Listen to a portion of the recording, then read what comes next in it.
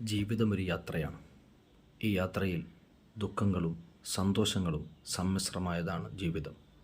പലപ്പോഴും നാം ചിരിക്കാറുണ്ട്, തമാശകൾ പറയാറുണ്ട്. എന്നാൽ 3 സ്ഥലങ്ങളിലെ ചിരി അള്ളാഹുവിന് വെറുപ്പാണ്. ഈ 3 സമയങ്ങൾ നാം ചിരിക്കാതിരിക്കാൻ വളരെയേറെ ശ്രദ്ധിക്കേണ്ടതുണ്ട്. ഒന്ന്, അദ്ദഹ്കു ഫി സ്വലാത്തി, നിസ്കാരത്തിലെ ചിരിയാണ്. നിസ്കാര സമയത്ത് നാം ഒരു നിലക്കും ചിരിക്കാൻ പാടില്ല. അള്ളാഹുമായുള്ള സംഭാഷണത്തിനിടയിൽ നാം എങ്ങനെയാണ് ചിരിക്കാൻ പറ്റുന്നത്? നമുക്കെങ്ങനെയാണ് ചിരിക്കാൻ കഴിയുന്നത്? ഒരിക്കലും അള്ളാഹുവിനോട് ആത്മാർത്ഥമായി സംഭാഷണം നടത്തുന്ന ഒരാൾക്ക് ചിരിക്കാൻ കഴിയില്ല. ആ സമയത്തുള്ള ചിരി അള്ളാഹുവിനെ വല്ലാതെ കോപിപ്പിക്കും. രണ്ടാമത്തത് അദ്ദഹ്കു ഫിൽ ജനാസത്തി, ജനാസയുടെ സമീപത്ത് നിന്നുള്ള ചിരിയാണ്. ഈ ലോകത്ത് നിന്ന് മറ്റൊരു ലോകത്തേക്ക് സഞ്ചരിക്കാൻ വേണ്ടി ഒരുങ്ങി നിൽക്കുന്ന ഒരാളുടെ മുമ്പിൽ എങ്ങനെയാണ് ഒരാൾക്ക് ചിരിക്കാൻ കഴിയുക?